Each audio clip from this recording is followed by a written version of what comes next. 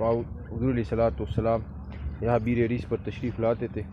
حضور علیہ السلام ایک دفعہ تشریف لائے اور یہاں کنویں میں حضور علیہ السلام نے اپنے پاؤں وہ نیچے کیے اور اپنی پنڈلی سے کپڑا ہٹایا۔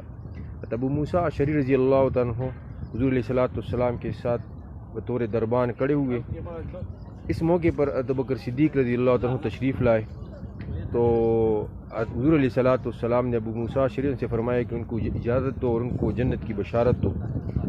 وہ بھی آ کر بیٹھ گئے۔ اس کے بعد عمر رضی اللہ عنہ تشریف لائے، انہوں نے بھی اجازت مانگی۔ حضور علیہ السلام نے ان کو بھی اجازت دی اور ان کو بھی جنت کی بشارت دی۔ اس کے بعد ابو عثمان رضی اللہ عنہ تشریف لائے، حضور علیہ السلام نے ان کو بھی اجازت دی اور ان کو بھی جنت کی بشارت دے دی۔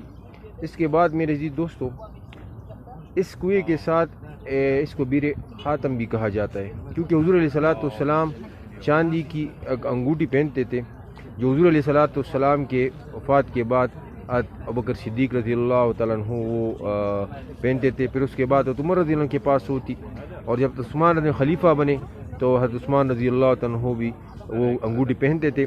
حضرت عثمان رضی اللہ عنہ ایک دفعہ یہاں پر تشریف لائے اور اس کی وہ انگوٹھی رسول اللہ مبارک کی وہ اس کنویں میں گر گئی تھی، تو اس کو بیر خاتم بھی کہا جاتا ہے۔ تو یہ بیر عریس یہ بالکل مسجد قباء کے جنوب مغربی سائڈ پہ واقع ہے۔ یہ آپ دیکھ سکتے ہیں یہاں پر، تو وہ کنواں ابھی بند کیا ہوا ہے لیکن اس کے نشان ابھی بھی یہاں پر پڑے ہیں، آپ دیکھ سکتے ہیں۔